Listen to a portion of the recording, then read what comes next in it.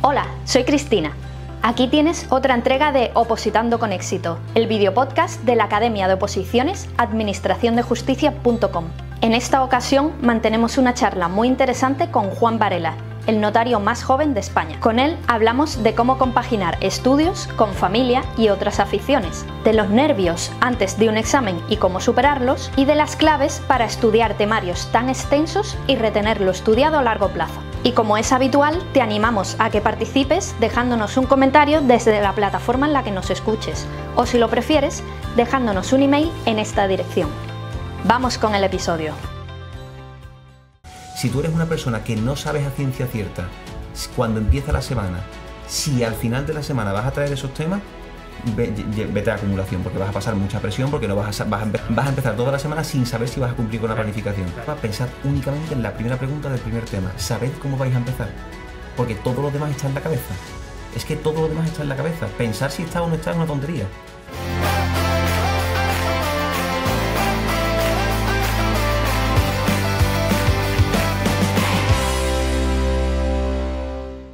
Bienvenidos y bienvenidas a un nuevo episodio de Opositando con Éxito, el videopodcast para opositores de administraciondejusticia.com. Y hoy estamos muy contentos porque tenemos con nosotros a Juan Varela, notario de Alcalá de los Gazules, y bueno, ostentas el récord del notario más joven de España al haber tomado posesión de tu plaza con 24 años, algo que no se había visto en 40 años. Bienvenido, Juan. Muchísimas gracias por invitarme y nada, encantado de estar aquí con vosotros para contar mi experiencia y que me preguntéis lo que queráis. Estupendo.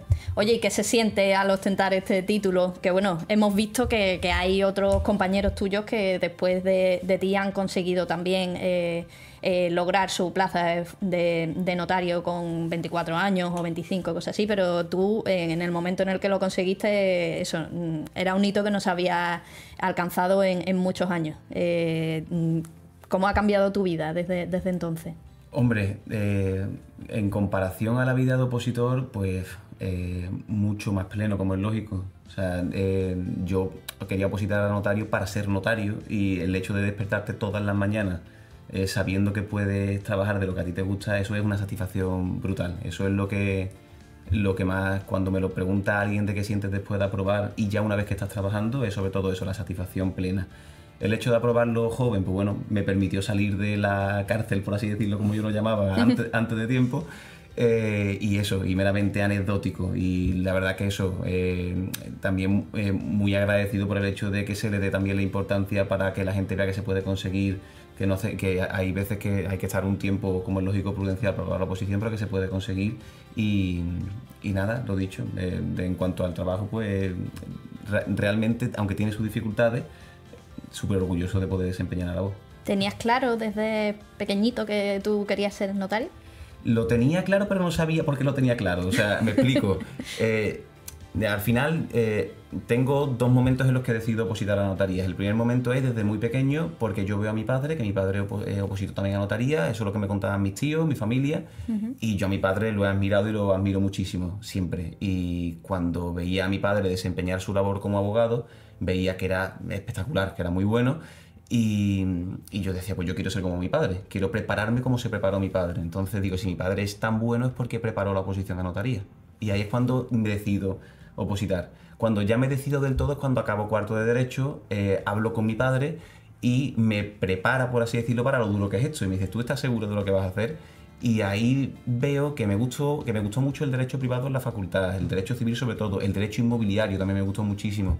Y dije, vale, si esta es la rama de derecho que me gusta también la profesión, o lo poco que conocía de la profesión en ese momento, y vi que la preparación que te daba era muy buena, pues dije, bueno, pues vamos a intentarlo a ver qué es lo que pasa. Entonces, a partir de cuarto de Derecho, ¿haces algún esfuerzo aparte de la propia carrera? ¿Haces algún tipo de preparación? No, nada. Y además yo tuve un fastidio en la carrera, que es que tercero de Derecho lo estudié en Málaga. Y cuando volví aquí a Sevilla a estudiar, porque estudié primero y segundo en Sevilla, tercero me fui a Málaga a estudiarlo, y cuando volví aquí en cuarto, tú pensarás, le convalidarán todas las asignaturas que ha aprobado allí en tercero, que va. No. Volví aquí en cuarto a Sevilla y tuve que hacer tercero y cuarto a la vez. O sea que no es que tuviera que hacer un esfuerzo extra para opositar, Al contrario. O sea, que has repetido asignaturas de... Claro, yo Derecho Procesal Civil y Penal, yo no sé cuántas veces lo he estudiado, porque lo estudié en segundo en Sevilla, lo estudié luego allí en Málaga otra vez, y luego lo volví otra vez a estudiar aquí en Sevilla.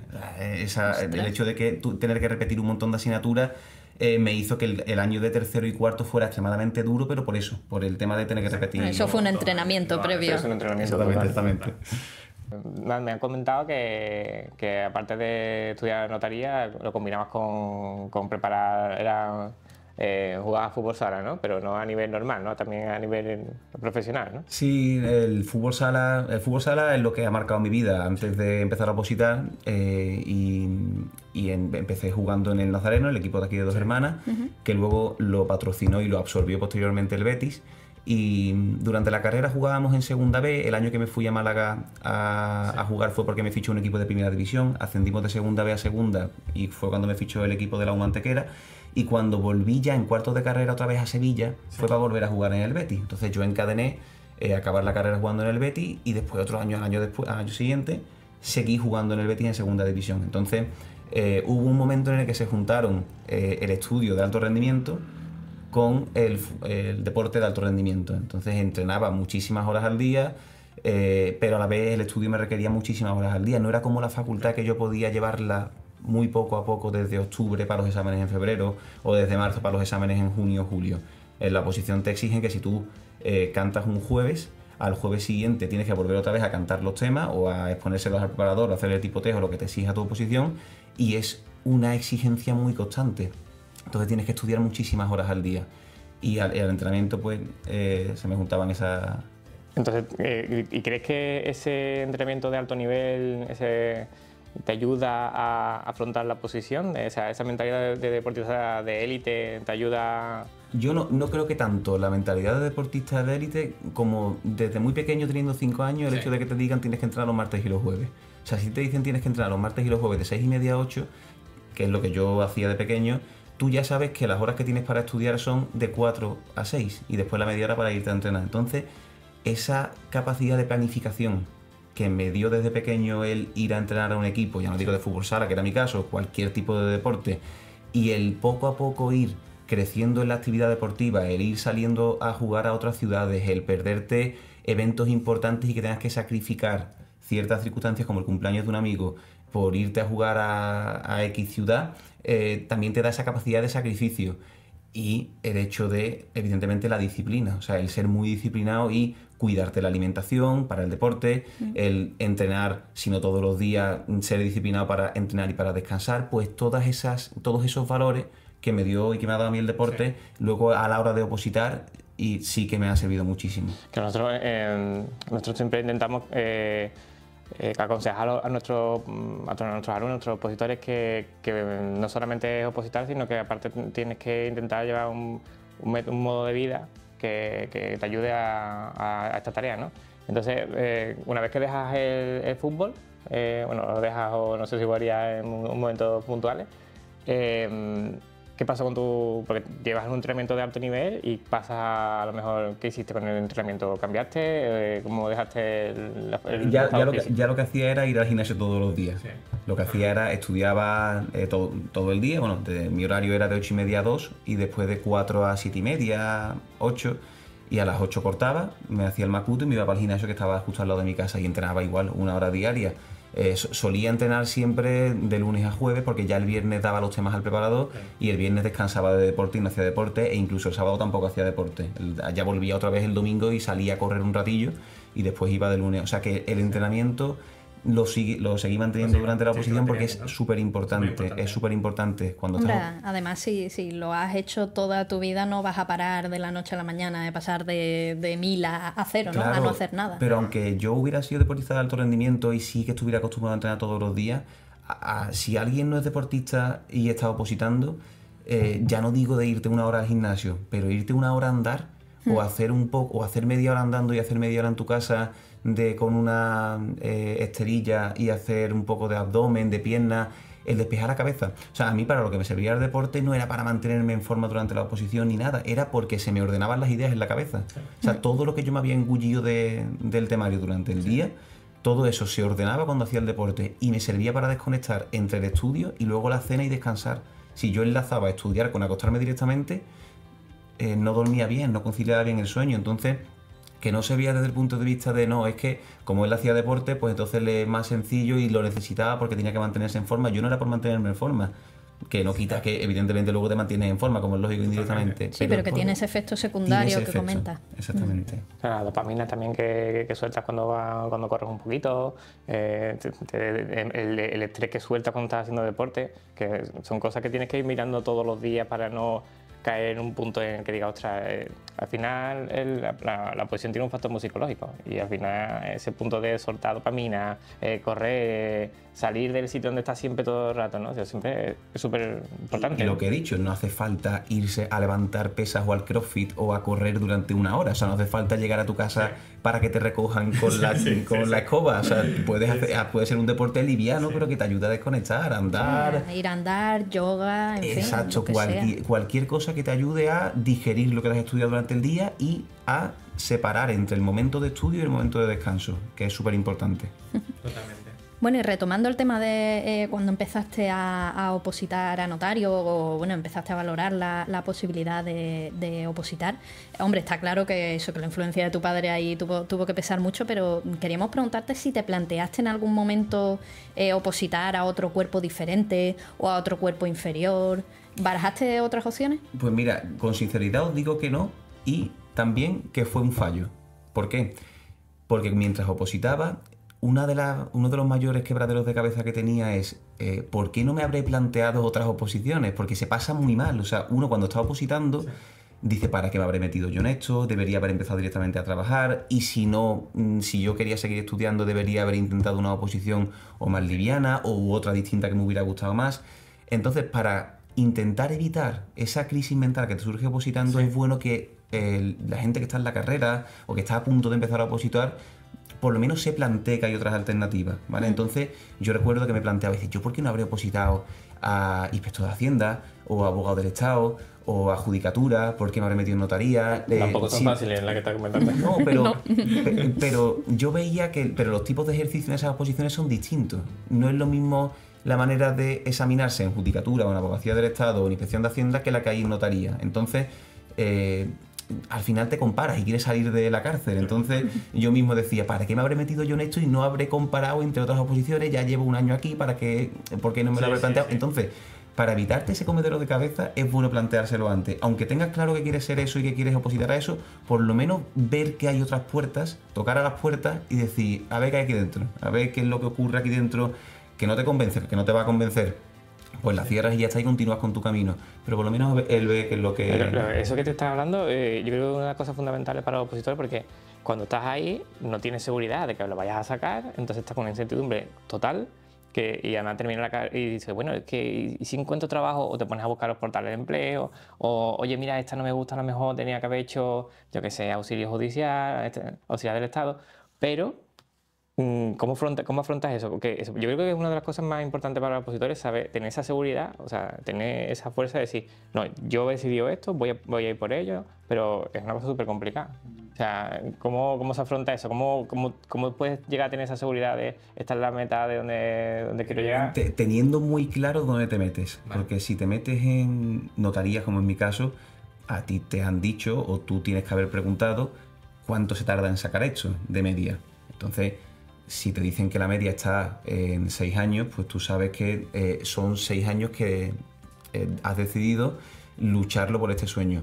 Que luego no lo consigues, bueno, pues no pasa absolutamente nada. O sea, hay que tener también esa mentalidad. O sea, la vida no se acaba en aprobar una oposición ni empieza cuando apruebas una oposición.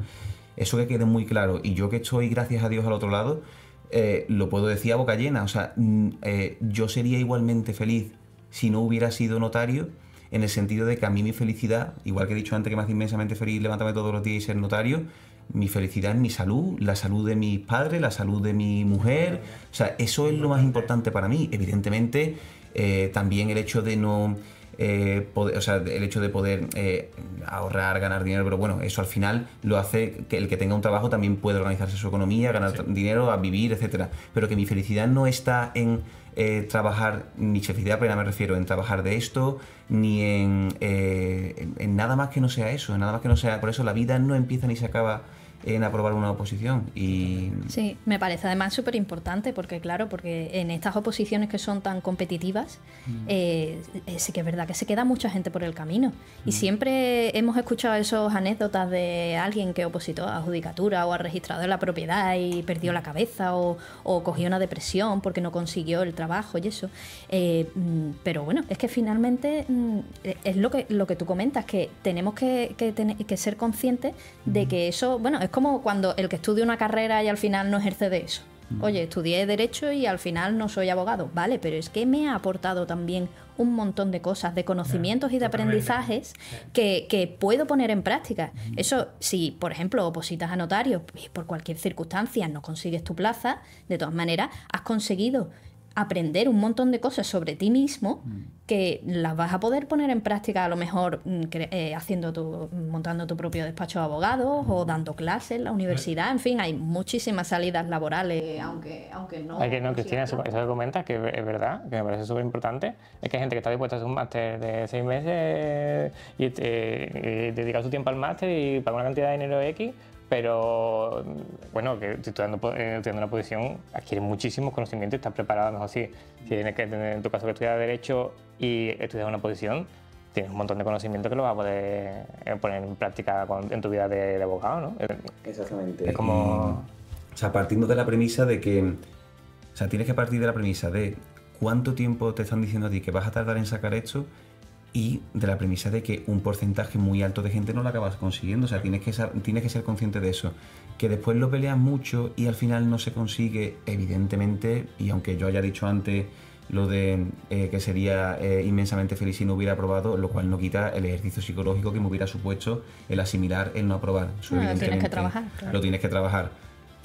Pero desde el otro, yo lo quiero decir desde el punto de vista de que aunque pases al otro lado y apruebes, eso no te garantiza la felicidad plena. Es que hay cosas mucho más importantes. Por eso, para el que no lo ha conseguido o el que no lo está consiguiendo todavía, que no se meta esa presión de que yo para ser feliz tengo que aprobar. No, o sea, tienes que tener un periodo en el que tú quieras sacrificar la vida social, la vida económica, todo lo que te quita el hecho de opositar y te marcas un plazo.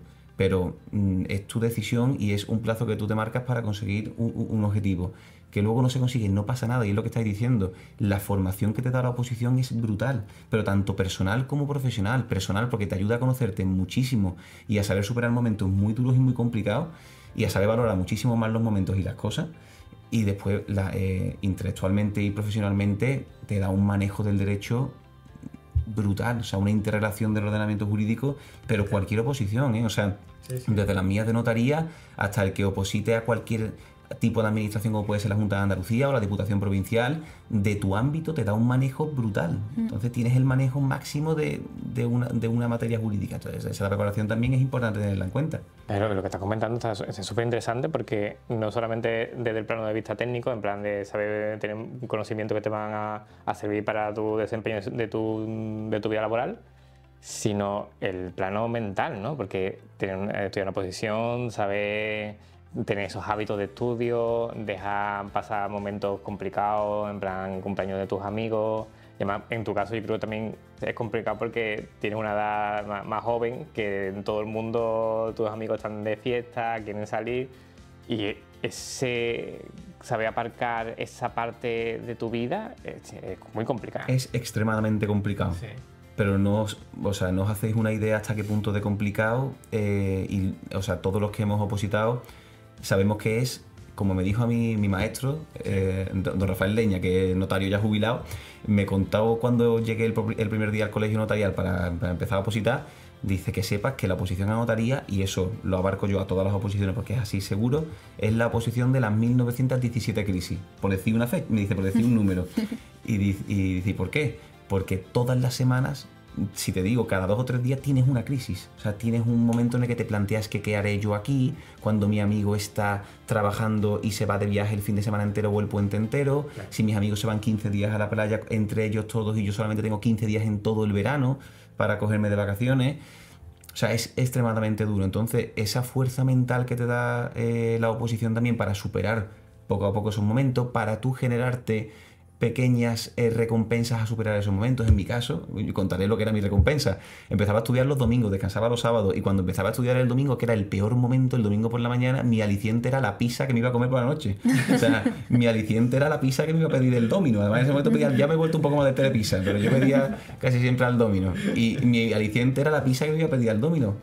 Yo sabía que a las 8 de la tarde iba a cortar, me iba a ir a correr 45 minutos, y luego iba a llegar, me iba a duchar y iba a pedir una pizza al Domino. Entonces, esos pequeños alicientes te ayudan a saber que aunque tengas momentos malos en la vida, siempre tienes que decir, bueno, vale, pero a ver si puedo pasar este momento, a ver, voy a buscar la salida por aquí o voy a buscar el apoyo por allá, y te ayuda a buscar esas otras alternativas. Precisamente en el podcast anterior tuvimos un invitado que era un experto en técnicas de estudio, Jesús Santiago, y hablaba precisamente del tema de la motivación extrínseca, de oye, en una oposición en la que vamos a tener siempre momentos de bajón, de flaqueza y demás, es importante encontrar aquello que te mueva y que te incite a seguir adelante. Pues en tu caso era pizza. Él dio ejemplos de eso, de tomarse una Cruz Campo o de... Bueno, la Cruz Campo a lo mejor no es muy recomendable para hacerlo estudiando. Pero de vez en cuando también, o sea, igual el tema del alcohol. Yo recuerdo que cuando mi padre hacía tortilla de patata o hacía la típica olla grande de filetes empanados, que lo hacía una vez a la semana, era una vez a la semana. Y recuerdo que ahí, como él se abría también una cerveza, pues yo me abría también una cerveza con él, y esa Cruz Campo que me tomaba con él pues también era otro aliciente. También el momento de que llegaba el viernes después de cantar y yo me iba luego a almorzar con mi madre y luego me iba a dar un paseo por el centro de Sevilla. O sea, los pequeños alicientes durante la semana de decir, bueno, pues esto ya está aquí. O incluso el saber que ya cuando llega el jueves, que era mi día antes de cantar, ya sabía que solamente tenía que repasar. Bueno, pues el saber que tenía que llegar hasta el miércoles, ya todo lo que llegara hasta el miércoles, ya el jueves era solamente repasar. Pues esos pequeños alicientes durante la semana de ir, que te vayan moviendo, son súper importantes, súper importantes. Y si pueden ser diarios, mucho mejor. Si tú diariamente tienes el impulso de no pasa nada porque a las 2 del mediodía saco a mi perro a dar un paseo como hacía yo, o porque a las 7:30, 8 menos cuarto mi hermana llama a la puerta del dormitorio para que nos vayamos los dos al gimnasio, que nos queremos ir ya, pues esos pequeños alicientes sabes que están ahí. Claro, pues bueno, de todas maneras también todo este periodo que estamos hablando, que parece que a lo mejor a ti te lleva una eternidad, pero no, porque tardaste 2 años y 3 meses en sacarte la oposición, que es un tiempo récord. Entonces, ¿cómo conseguiste ir tan rápido? ¿Te lo habías planteado de esa manera? ¿Tú querías hacerlo rápido o surgió así o cómo fue? No, bueno, surgió así porque recuerdo que las primeras palabras que me dijo mi preparador, una de las primeras, aparte de la que os he dicho antes, fue el decirme, tú vas a estar 4 años en la oposición y estoy convencido de que a los 4 lo vas a sacar y de que vas a ser el número 1 de la promoción. Él me lo decía para motivarme, evidentemente. Pero me hablaba siempre de los 4 años. Y yo vi que al año y medio se convocaron unas oposiciones. Y ya las siguientes iban a ser las de los 4 años. Pero yo decía, bueno, tengo esta bala, yo quiero gastar esta bala. Y mi preparador, mi maestro, no me dejaba presentarme porque él decía que no, que yo necesitaba una preparación más lenta, más pausada, para cuando llegara a los 4 años entrar directamente muy bien preparado. Y yo no quería, yo quería intentarlo porque yo prefería quitarme 2 años de estudio antes que, si lo conseguía, antes que continuar 2 años más sin saber qué iba a pasar a los 4 años. Total, que decidimos al año y medio, lo logro convencer y ya me dice, bueno, venga, pues además mi maestro es muy cabezón, o sea, muy cabezón. Y él me lo dice a mí, dice, la única vez que he dado un brazo a torcer es contigo. Entonces, al año y medio ya decidimos empezar a preparar el primer ejercicio y yo le había dado un par de vueltas al temario, no le había dado más vueltas. ¿Qué pasa? Que ahí cambié radicalmente mis horas de estudio, pero radicalmente es de pasar a estudiar 9-10 horas diarias, pasar a estudiar 12-13 horas diarias y no descansaba nada. Al final acabé descansando media tarde, una tarde, que descansaba los sábados por la tarde. Si antes descansaba prácticamente día y medio, porque descansaba desde el viernes por la tarde y el sábado entero, pasé a descansar el sábado por la tarde y ya está. Y cambié radicalmente y empecé a darle más vueltas. Conseguí darle 3 vueltas más al temario, me presenté y me salió bien. Y entonces ya pues me lo empecé a creer un poco. Dije, ostras, pues a lo mejor sí me lo puedo sacar en esta convocatoria, sí puedo gastar esta bala. Y ya me preparé el segundo ejercicio en cuestión de 5 meses y el tercer ejercicio, que fue a los 2 meses del segundo, pues también conseguí aprobarlo y entré. Pero no fue, al primer ejercicio no iba yo con la presión de tener que aprobarlo, precisamente psicológicamente jugaba con eso. jugaba con que no tenía presión. O sea, jugaba y decía, bueno, si lo consigo, perfecto. Si no lo consigo, pues es lo que todo el mundo esperaba. No pasa absolutamente nada. Esa falta de presión también es importante, ¿no? En verdad, Es muy importante. Sí, sí. Muy importante. Es saber jugar con tus cartas. Entonces, si yo mis cartas eran que a nivel de madurez del temario no lo tenía tan maduro como para defenderlo como cuando llevas 4 años, yo jugaba con la carta de la poca presión. Decía, bueno, a mí nadie me exige nada, yo voy a intentarlo, voy a darlo todo.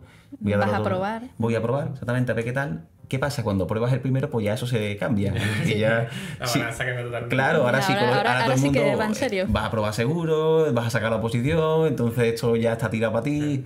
Me quedaban 5 meses en los que me tenía que estudiar 165 temas. Entonces, esos 5 meses... 165 temas. Además, os lo cuento como anécdota. Cuando apruebo el primer ejercicio, que os lo he dicho, nadie se esperaba que aprobara el primer ejercicio porque lo más normal era que suspendiera. Entonces, cuando apruebo el primer ejercicio, coincide con la feria de 2 hermanas, ¿vale? Que eso era mayo.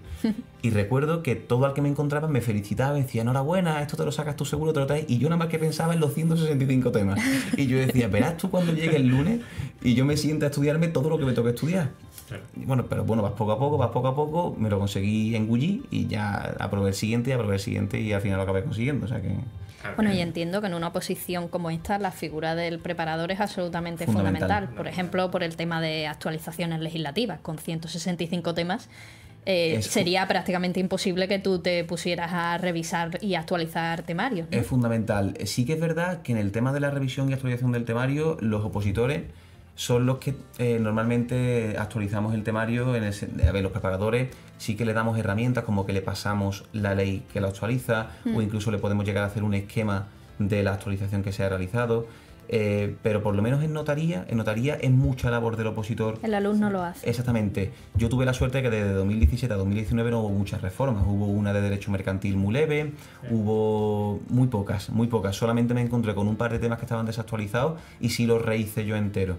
Y recuerdo que durante la preparación del segundo ejercicio, que yo iba súper zancadilleado con el ritmo de estudio, cuando tuve los 5 meses eso, sí que tuve una gran ayuda de mi maestro, porque sí que hubo esa reforma de derecho mercantil que él me ayudó a meterla en los temas, y otra también de derecho hipotecario que acabo de acordarme, que también él me ayudó a meterla, o sea, y además él me revisó en tiempo récord todos los temas para que no tuviera que preocuparme de revisarlo, o sea que él me ayudó muchísimo. Don Rafael, él me ayudó tanto a nivel de temario, pero también a nivel de madurez, o sea, a nivel mental, o sea, él me ayudó muchísimo. Porque me conocía perfectamente y sabía qué era lo que me tenía que decir, cuándo me tenía que subir, cuándo me tenía que bajar, cuándo me tenía que... Claro, tiene como 3 patas, ¿no? Por una parte el tema de eso, de la actualización de temario, por lo menos la asistencia y eso. Luego lo que tú dices, la mentalidad, trabajar la mentalidad del alumno para que siga adelante y no cese en su empeño. Y también el tema de la planificación del estudio. Y además que en tu caso era una planificación especial, porque incluso él a lo mejor la haría un poco a regañadientes porque no estaba... Claro, al principio no te recomendaba hacerlo en tan poco tiempo, ¿no? ¿Cómo os organizasteis para hacer esa planificación de estudio? Bueno. ¿Aplicaste tú alguna técnica por tu cuenta? ¿Él te recomendó cosas? ¿Cómo lo hiciste? Yo soy para la planificación muy clásico. O sea, mi planificación es por vueltas. Entonces, cuando empiezo a opositar, mi maestro, él me dice, bueno, vamos a empezar un sistema de vueltas de 4 temas a la semana, ¿vale? Que esto tampoco que sea indicativo, porque cada oposición es un mundo, cada nivel de tema es un mundo, entonces a lo mejor mis 4 temas es un tema de una oposición porque son muchos folios, entonces... Pero bueno, mi ritmo eran 4 temas a la semana. Cuando fuimos avanzando, él me cambia el sistema, no me cambia el sistema, sino que me dice, vamos a continuar con las vueltas, pero quiero que me repases temas, quiero que también vuelvas atrás y me repases algunos temas que ya tienes estudiado. Pero bueno, seguía siendo... Sistema de arrastre. Pero tampoco era arrastre porque no arrastraba y no continuaba con los temas, era un poco como repaso. Él iba como jugando con mi cabeza. Decía, bueno, ahora vas a repasar, a ver qué tal me trae, a ver si me has olvidado mucho este tema, a ver si me la has recordado bien. Total, que en esencia era un sistema de vuelta. Cuando ya decidimos presentarnos a la oposición, entonces cambia sistema de vueltas puro. O sea, si el temario tiene 150 temas para ese examen, partimos por fracciones de en cuántas semanas vamos a dar esa vuelta, y son X temas a la semana. Entonces, una vez que le damos esa vuelta, la siguiente vuelta es de menos semanas. Pues ya partimos los temas en menos fracciones, partimos en menos temas, o sea, más temas a la semana van a ser, y así dándole vuelta. Para el segundo ejercicio, eso fue para el primer ejercicio. Para el segundo ejercicio, que tenía muy poco tiempo y que muchos preparadores dicen, bueno, aquí sirve mucho el sistema de acumulación o el sistema de repetición de temas, el sistema de cantar los temas un día sí, un día no, después 2 días sí, 2 días no. Sistemas como de muy... que yo no digo que no sirvan, al contrario. O sea, esos sistemas habrá a cada opositor es un mundo y habrá muchas personas que le sirvan. Y conmigo, don Rafael lo intentó. Él me quiso meter el sistema de acumulación y de repetición y yo no valía para eso. Le dije que yo quería el sistema de vueltas y que yo quería verme con el temario visto en X meses. En mi caso era en 2 meses. Y yo quería, en esas semanas que eran 2 meses, pues partirlo por fracciones el temario y traer X temas a la semana.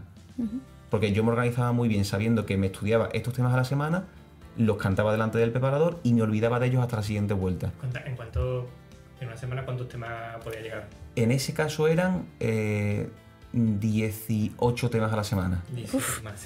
Pero claro, también es lo que digo, para que no haya comparación de oposiciones y de opositores, el volumen de los temas es distinto en cada oposición, entonces, y el nivel de exigencia también es distinto, entonces en mi caso eran 18 temas, que sí que es un volumen bastante grande, pero que cada uno tiene que ver en su oposición el volumen de sus temas. Y yo prefería estudiarme esos temas, examinarme, por así decirlo, delante del preparador de esos temas y olvidarlos hasta la siguiente vuelta, y me servía mucho, porque llegaba un punto en el que si mantienes la mente despejada y solamente piensas en los temas que tienes a la semana, llega un momento en el que los acabas acumulando. O sea, os lo puedo garantizar. Sí.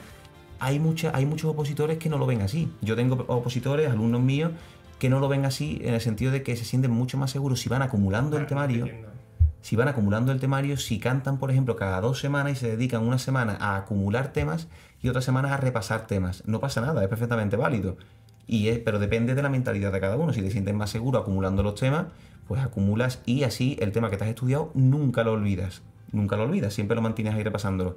En mi caso no... Yo creo que es un poco prueba y error, ¿no? Y ver cómo le funciona a cada uno, porque cada cerebro es diferente, cada persona es diferente. Yo, por la corta experiencia que tengo preparando opositores, ahora mismo tengo 5 alumnos en la Academia de Sevilla, y ya incluso ahora se está celebrando una oposición a notaría, y de esos 5, una chica lleva poco tiempo y no se ha presentado, no ha firmado las oposiciones, pero los otros 4 han aprobado el primer ejercicio, y de esos 4 que han aprobado el primer ejercicio, 2 llevan el sistema de acumulación y 2 el sistema de vuelta. Y la diferencia clara entre los que llevan vueltas y los que llevan acumulación es que los que llevan vueltas son muy organizados para decir, yo tengo que estudiar estos temas, pues traigo estos temas a la semana. Los de acumulación son aquellos que son más irregulares a la hora del tiempo que le van a dedicar a cada tema. Si tú eres una persona que no sabes a ciencia cierta cuando empieza la semana, si al final de la semana vas a traer esos temas, vete a acumulación, porque vas a pasar mucha presión, porque no vas a empezar toda la semana sin saber si vas a cumplir con la planificación.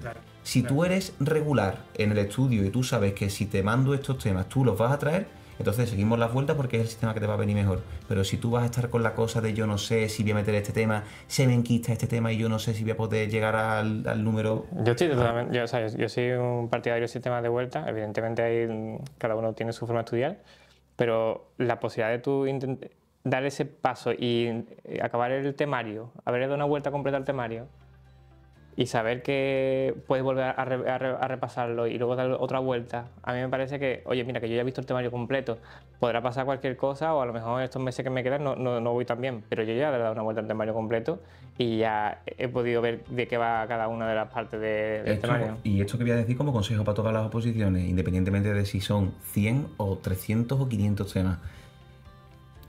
Si tú eres capaz de darle una vuelta al temario, tú ya eres capaz de acumular el temario. ¿Pero por qué? Porque esto son matemáticas puras. O sea, si tú has visto el temario en un año, tu objetivo tiene que ser intentar reducirlo a la mitad o un poquito más de la mitad, no pasa nada, pero reducir esa vuelta.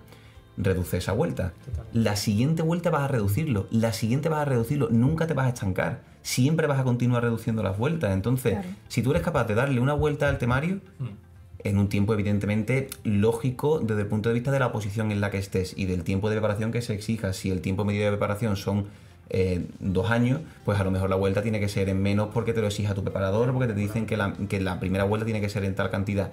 Pero si tú le has dado una vuelta al temario en el tiempo que te dicen que es lo normal en la oposición en la que estás, que no te vengan las dudas de yo cómo voy a acumular el temario entero, yo cómo voy a tener todo esto en la cabeza para examinarme. No te preocupes, que eso es paciencia y tiempo, eso es paciencia y tiempo. Yo recuerdo que cuando tenía mi programa de la oposición, mi librito, los 340 y tantos temas que es la oposición entera, y yo llevaba 4 temas a la semana. Y yo decía, pero yo ¿cuándo voy a verme 348 temas? Eso es imposible. Entonces, escondía el programa, lo escondía y no lo volvía a ver hasta que cantaba con el preparador. O sea, psicológicamente me tenía que esconder el programa.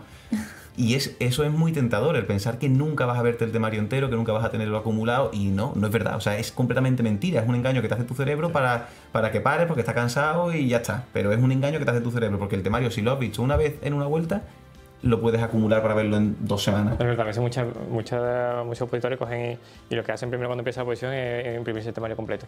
Entonces, claro, se monta una montaña de temario y se te hace imposible. El cerebro lo único que piensa es, esto es una montaña, esto no es imposible, me lo voy a aprender. Pero no, si vas poquito a poco, te imprimes un capítulo, te imprimes otro, y al final ya cuando termines todo dices, mira, al final es satisfactorio ver la cantidad de temas que te has estudiado, ¿no? Pero porque ves lo que te cuesta meterte un tema en la cabeza, claro. Y tú dices, es imposible que mi cerebro pueda abarcar un repaso del calibre de que si yo tardo un día en meterme este tema o un día y medio en estudiarme este tema, que yo el día de mañana llegue a la posibilidad de estudiarlo en 45 minutos. Eso es imposible. Pues no es imposible, porque la primera vuelta tardas en estudiártelo un día, la siguiente vuelta tardas 6 horas, la siguiente tardas 3 horas, la siguiente tardas 2, la siguiente 1 y la siguiente tardas 45 minutos. O sea, vas acortándole cada vez más el tiempo al estudio de un tema. Sí, al final, además que prácticamente si una vuelta se hace en 6 meses, la siguiente se suele hacer en 3 meses, incluso a lo mejor ya en el último mes es capaz de abarcar la posición completa porque ya lo tiene en tu cabeza, ¿no? Por eso os he dicho que depende de cada posición. En mi caso lo normal es darle una vuelta entre 8, 10 meses, un año.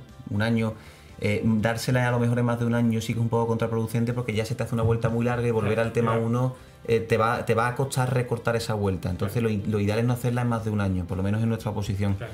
En las demás oposiciones no lo sé, pero que tienes que confiar en ese proceso, que si das la vuelta en un año no pasa nada, o sea, no pasa absolutamente nada. Habrá quien la dé en 6 meses, pues nada, pues la aplaude y ya está, y le das la mano por haber sido un campeón en ese momento, pero que no significa que vaya a probar y que tú vayas a suspender, que esto es una carrera de fondo. Y llega un momento en el que tú vas reduciendo tanto el tiempo de estudio de cada tema que al final la vuelta la das en muy poco tiempo, y eso es paciencia, Y además que, bueno, no todas las personas que a lo mejor han estado estudiando, que todo no depende a lo mejor de tu trabajo por tu parte, porque a lo mejor el examen no es el que te conviene, en ese momento te pilla mal por cualquier cosa, porque al final es un día concreto del año, a lo mejor el día anterior has estado mal, no has podido dormir, los nervios.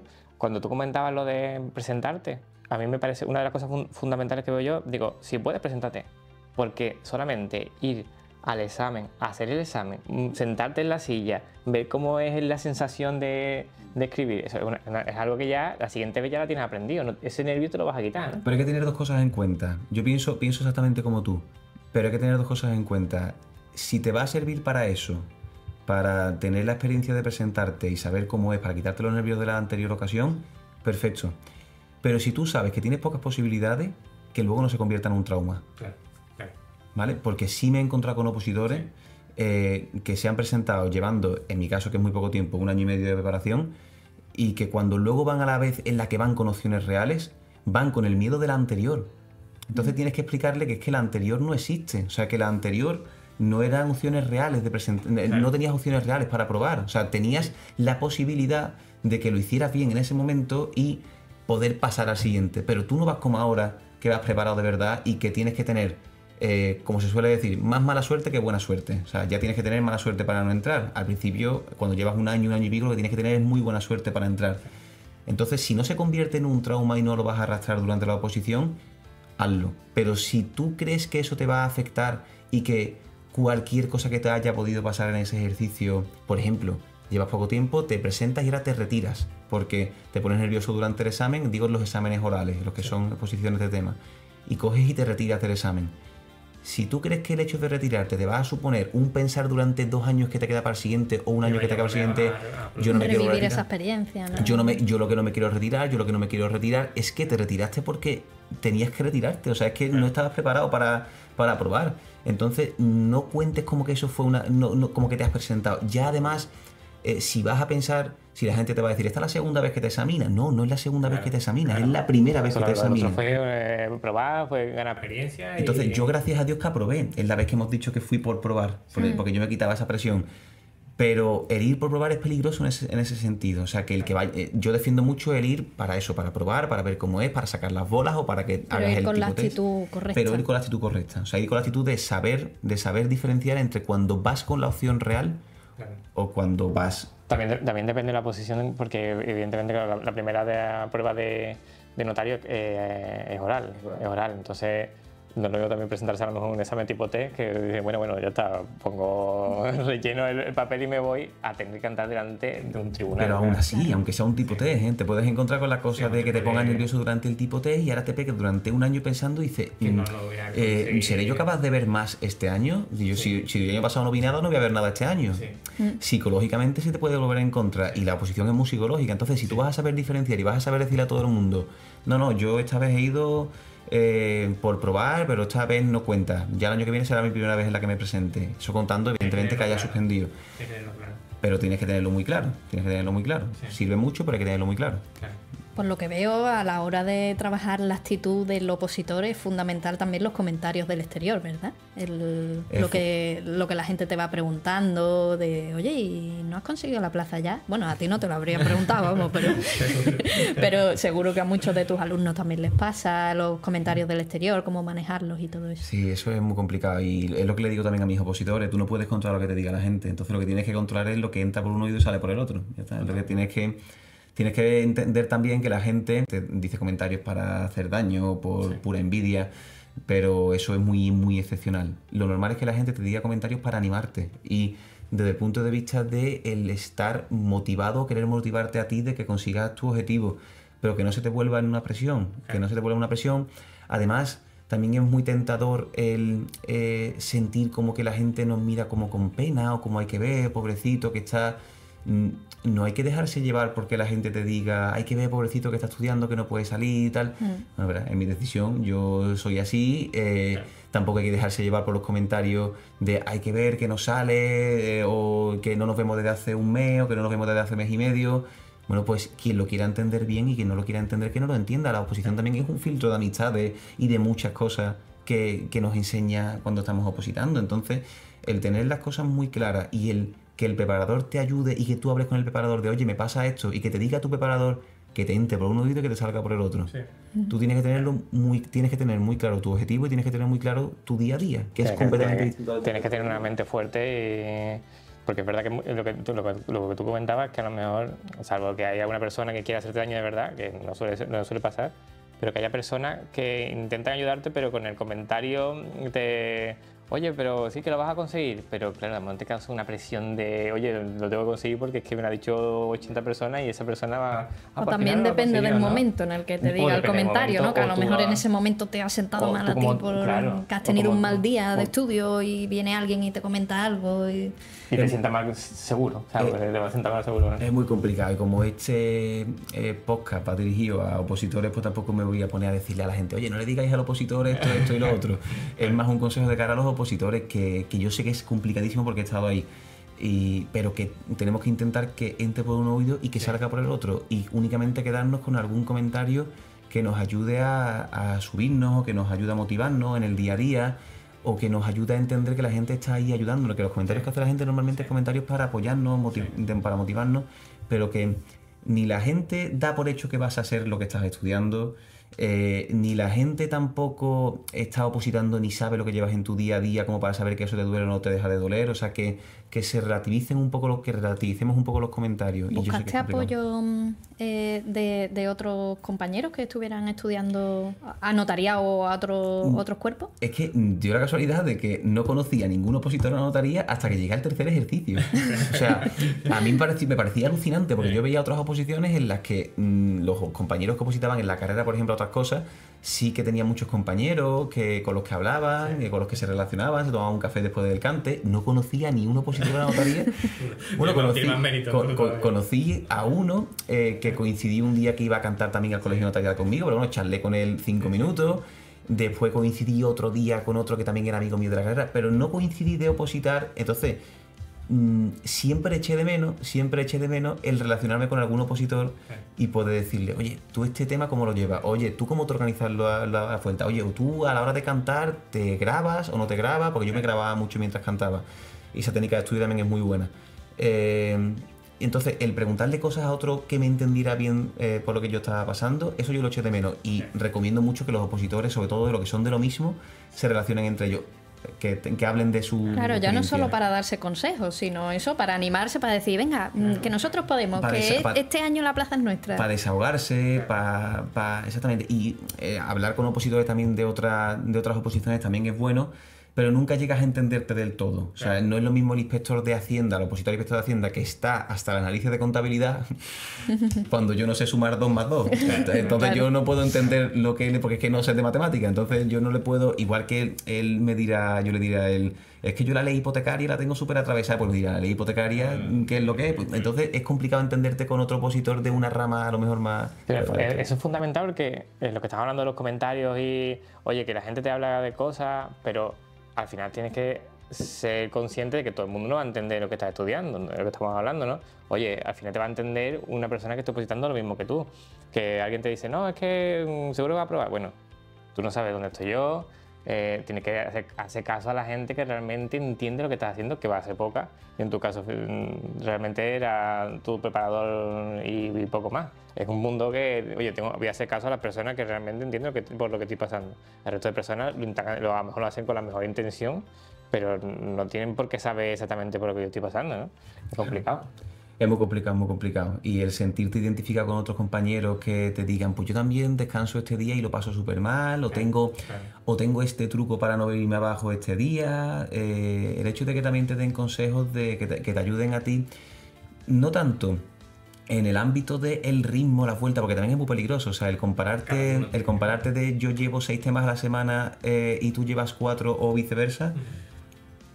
Es muy complicado porque te puedes comparar con tu compañero y compararte con tu compañero te puede llevar a algo... O sea, hay que arroparse en el compañero de la misma posición, pero no llegar nunca a compararse, porque además esto es una carrera de fondo. O sea, el que te dice a ti ahora que lleva tantos temas o que lleva tal ritmo, que su preparador le ha dicho que va a ser el próximo presidente del Tribunal Supremo, no significa absolutamente nada. Tú tienes las mismas posibilidades que él porque estás en lo mismo. Entonces tienes que saber también, evidentemente, pero lo digo porque sé que también es muy tentador eso, es muy tentador compararse o querer coger la técnica del estudio o querer coger la técnica del estudio del compañero cuando no te vale a ti. Sí. Eso también es muy tentador, entonces. Sí, he tenido he escuchado casos de ese tipo y que al final lo que te hace es incluso más lento, porque no es el método que a ti te viene bien y te hace ir más lento de lo que deberías ir con tu propio ritmo, ¿no? O sea que, Bueno, ¿y nos puedes contar cómo fue los días en los que te presentaste a los ejercicios? ¿Ibas nervioso? ¿Con qué actitud llegaste? Son días malísimos. Son días muy malos. El primer ejercicio, por ejemplo, que fue un 14 de mayo, mucho calor, mucho calor. Y yo recuerdo que las 2 semanas previas al primer ejercicio, que fue la última vuelta, no comía, no podía comer. O sea, me sentaba a comer y tenía un nudo en la garganta que no era normal.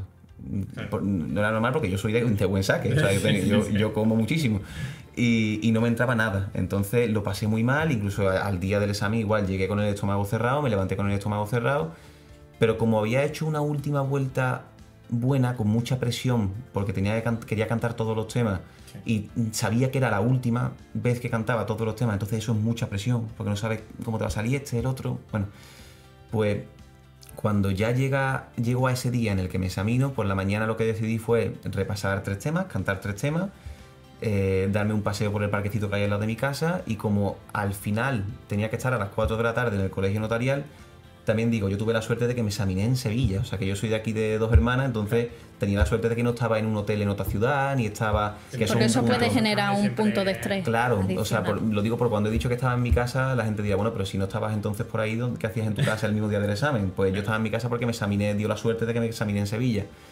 Entonces, comí lo que pude a las 1:30, 2, y a las 4 ya tenía que estar en el colegio notarial para examinarme. Salí de casa sobre las 3 o por ahí, y cuando ya llegué allí a las 4, yo lo que hacía era trabajar mucho la respiración. O sea, ahí ya está todo el pescado vendido.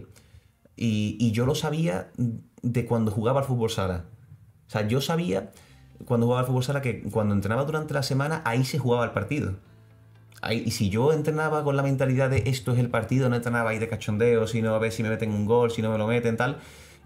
Si yo entrenaba con la mentalidad de que el que me estaba atacando era el del otro equipo, ahí se jugaba el partido. Entonces yo sabía que estudiando en la última vuelta y en todas las anteriores, ahí se jugaba el partido. Y yo ya ahí lo que iba es a trabajar la respiración. Esto que digo puede sonar a lo mejor muy fantástico, puede sonar, pero es una mentalidad que yo tenía y que me sirvió muchísimo. Lo digo por si a alguien le puede servir. Y es lo que yo le digo a mis opositores, digo, la oposición no se aprueba en la última vuelta. Cuando yo les hago la planificación de las vueltas o de la acumulación, digo, el examen se aprueba en la primera vuelta, que es donde dejas bien el tema y donde haces que todas las siguientes vueltas lo vayas siguiendo. Que vaya siguiendo. Perfeccionamiento. Ahí va, pero no arrastrar un tema malo. La oposición se aprueba en la primera vuelta o en la segunda vuelta, no se aprueba en la última vuelta. Entonces, ese día del examen mucho menos. Oye, ¿y eso que comentas de la respiración? Porque nosotros estamos intentando implementar, bueno, ya hemos implementado en el curso técnicas de mindfulness, de respiración, que nos parece muy importante. Y comentaros un poco de la... Bueno, tampoco sé mucho de técnicas de respiración. Yo lo que sí sabía era que intentaba respirar muy hondo, respirar muy muy hondo y echarlo muy poquito a poco de manera que yo notara que se me inflara el pecho. O sea, que se me inflara el pecho... Sí. También la actitud corporal es muy importante, ¿eh? La actitud corporal es muy importante y si tú estás con los brazos caídos, con la cabeza agachada, te tienes que subir un poco el pecho. Y la respiración te ayuda a subirte un poco el pecho, él está tranquilo. De vez en cuando hablaba con mi padre, con tal de soltar un poco los nervios, él me preguntaba cómo estaba. Incluso también pensaba mentalmente en algún tema cómo empezaba, pero no con tal de quedarme tranquilo de que lo sabía, sino para saber que tenía que empezar a cantarlo muy lentito, para meterme dentro del examen, ¿vale? Porque habrá opositores que nos escuchen y no tengan un examen oral y no les sirva esto para nada, pero para los que estén opositando algún examen oral, es muy importante cómo se empieza un examen oral, porque es cuando aterriza el avión. O sea, cuando tú empiezas el examen, lo peor son los primeros 2 minutos, porque es el momento en el que tú arrancas a hablar y es muy tentador mirar al tribunal, no saber qué están mirando, qué caras están poniendo, yo no me estoy enterando de lo que estoy diciendo. Pues el aterrizar, el decir la primera frase y tener muy claro lo que estás diciendo y meterte en el carril, tu cerebro ya empieza a funcionar solo y ya tú te olvidas de todo lo demás y es solamente funcionar, el ir muy por encima de lo que vas diciendo mientras vas exponiendo. Esos 2 minutos quizás son el momento entre eso, entre que a lo mejor de repente me puede entrar una crisis y decir, bueno, pues ya está, pues se me ha olvidado todo, me he quedado en blanco, o tirar para adelante. Pues, por eso mi consejo con mis opositores en los exámenes que han hecho ahora ha sido, cuando saquéis las bolas, pensad única y exclusivamente al principio en, y los 5 minutos que tenéis para el esquema, hay otras posiciones que son 15, pero en estos son 5. Sí. En los 5 minutos que tenéis para el esquema, pensad únicamente en la primera pregunta del primer tema. Sabed cómo vais a empezar, porque todo lo demás está en la cabeza. Es que todo lo demás está en la cabeza. Pensar si está o no está es una tontería. Estar está. Y lo que tenéis que pensar es en la primera pregunta del primer tema. Cuando te metes en el carril, ya el instinto de supervivencia que te da el continuar cantando, ya tu cerebro hace que se vaya activando y que va recuperando la información. Me ha encantado el concepto de aterrizar el avión, porque aunque estamos hablando de una posición que sea oral, yo creo que sirve para todas, porque incluso haciendo un tipo T, oye, espérate, que voy a empezar y no sé ni coger el bolígrafo, estoy súper nervioso, oye, voy a aterrizar el avión. Espérate, tranquilicémonos, el contenido está en tu cabeza, claro. Oye, voy a tomármelo con tranquilidad, voy a leer las preguntas, voy a hacerlo con tranquilidad. Es un concepto súper interesante. Los tipos T también, claro. Ese tipo de opositores pueden tomar el consejo de lo que se hace en las oposiciones a notaría, de decir, bueno, previamente me voy a hacer una planificación. A lo mejor esos 15 minutos previos que el opositor a notaría se hace un esquema, el opositor que hace un tipo T se planifica y dice, bueno, espérate, ¿qué preguntas me sé? ¿Qué preguntas tengo menos claras? Sí. Para saber, porque como en ese caso pues las preguntas falladas restan, pues hacer una planificación estratégica de decir, bueno, venga, ¿cuántas voy a contestar? ¿Voy a contestar reserva? ¿No voy a contestar reserva? O me sé mejor esta materia porque es la que más me gusta, o tengo más claro estas ideas, bueno, pues me voy a esas preguntas directamente, relleno esas, ya me quito los nervios con 3 preguntas que he respondido y que sé que están bien. Eso puede ser una técnica, tampoco puedo dar muchos consejos porque nunca me he preparado un test, sí que he hecho test en la carrera, pero no he hecho nunca un test con la presión que supone opositar. Nosotros lo que recomendamos es los tipos test, es ir leyendo las preguntas tranquilamente y las que tengan muy claras, hacemos es un sistema de vuelta. Y la que tenga muy clara la primera, o sea, mira, esta me la sé porque a lo mejor una materia que me encanta, ya esa la subrayas y pasa. Y las que tenga... Y luego hace una segunda duda con las que tenga un poco ya de, oye, mira, no sé si es la A o la B. Pero en esa primera vuelta ya le has dicho, oye, mira, entre esta y esta. Y la segunda vuelta es el momento de tomar decisiones sobre esas preguntas. Y ya luego tienes un momento de valoración de las que no te sabes. Entonces dices, bueno, como hay unas penalizaciones en el temario, o sea, en el examen, pues ya decides si voy a subrayar esta y esta y esta y las otras las dejo en blanco porque me penalizan lo justo. Pero ese tema de aterrizaje me parece fundamental, porque es verdad que me empieza muy nervioso, oye, esta me la sé, no me la sé, ¿no? Y a lo mejor ese momento te desvirtúa todo el examen, porque además es un tiempo corto que tienes que aprovecharlo y estar tranquilo. Claro, claro, es al final es estrategia, o sea, es saber que tu cerebro está tentado por toda la presión que tiene, tanto interna como externa, por el momento en el que está tentado a saltar por los aires. Exacto. Entonces tienes que contrarrestar esa inercia de tu cerebro de querer saltar por los aires, de yo me levanto, como decimos en la posición anotaría, el muelle que tiene la silla. O sea, el muelle que tiene la silla es pulsarte de la silla. Tú tienes que agarrarte a la silla. ¿Y cómo te agarras a la silla? Aterrizando la silla. O sea, tienes que aterrizar y meterte ya en el carril. Pues con los tipos te pasa igual. Como empieces por algo que no te sabes y empieces a pensar en ya no me sé esta, por tanto sacaría tanta nota y entonces ya no entraría en el corte y entonces entras en un bucle innecesario. Entras en un bucle que no es. O sea, si tienes las X claras, pues eso, pues responde las que tengas claras y después ya luego vamos a meternos en la más complicada y vamos a pensarlo bien. Y el no precipitarse. Estrategia. Y sobre todo no precipitarse. En los tipos T muchas veces pasará eso también, que te precipitas con tal de tener presión, con tener la presión de que tengo que responder porque tengo muy poco tiempo, porque también juega eso el tiempo. Y respondo porque yo creo que es esta, porque tengo que pasar a la siguiente, ¿no? Vamos a dejarla para... Yo me recuerdo que el tipo de más complicado que hice en mi vida fue el de Derecho del Trabajo de la universidad. Derecho del Trabajo, que fue otra que hice 2 veces, que la hice en Málaga y la hice en Sevilla. O sea, yo tengo un máster en Derecho del Trabajo. Y en Sevilla es el famoso tipo test de Derecho del Trabajo. Y recuerdo eso, recuerdo que al final, con tal de responderla rápido, o sea, con tal de que se me agota el tiempo, y aprobé, como es anual, el primer cuatrimestre lo aprobé gracias a que luego, repasando el examen antes de entregarlo, me di cuenta de que una de las que había respondido rápido la había respondido mal y que había otra respuesta que era mucho más clara, que era esa. Claro. Y la taché y lo puse, bueno, pues un 5 pelado por esa. 5 pelado por esa. Y hay que tener mucho cuidado, con eso. ¿Y el resto de exámenes, una vez ya que rompes esa barrera y te presentas a los demás, ¿tuviste también nervios? Pues, lo que le he contado muchas veces a mis amigos y a mi padre de la experiencia entre el primero y el segundo, que son exactamente iguales en cuanto a tipos, son 2 orales de 1 hora.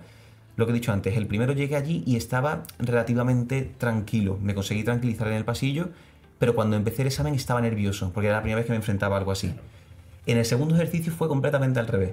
Sabía lo que me jugaba y tuve que hacer mucho más ejercicio mental para tranquilizarme, porque ya había acumulado el temario, sabía que podía entrar y pasar y tener pie y medio para ser notario, y lo pasé muy mal en el pasillo, pero muy muy mal. Entonces llegó al punto en el que mi maestro me pegó una torta en la espalda y me dice, súbete que estás blanco, súbete para arriba que estás blanco. Y es verdad, estaba completamente pálido. Ostras. Luego, cuando ya me llamaron y entré a la sala, me pasó una cosa que a mí me sirvió lo que llevaba preparando mucho tiempo, que es que yo cantaba muchísimo los temas. Entonces, cuando saqué las bolas y vi el primer tema, dije, vale, bien. Y pensé lo que os he dicho, en la primera pregunta del primer tema. Vi los siguientes y vi que también bien.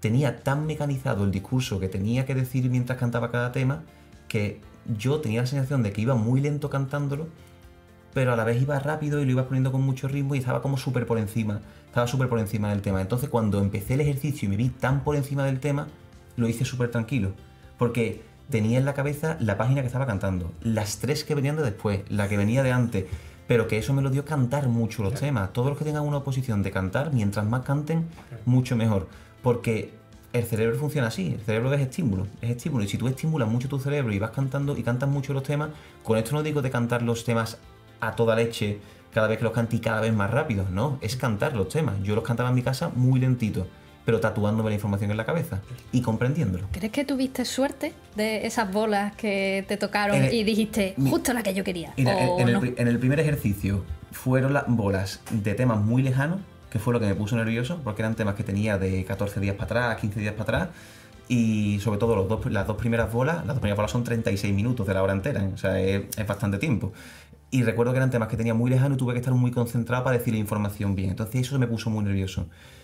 Y después el segundo ejercicio sí considero, no que tuviera suerte, sino que eran temas agradables. O sea, considero que eran temas, salvo uno que me parecía que era un tostón, sí. Los otros temas eran temas agradables. Entonces cuando yo vi el primer tema, me podían haber tocado temas mucho peores. Claro. Cuando yo vi el primer tema y vi el siguiente y dije, vale, son temas agradables. Entonces eso pues, me tranquilizó también un poco. Yo pensé que plantea suerte...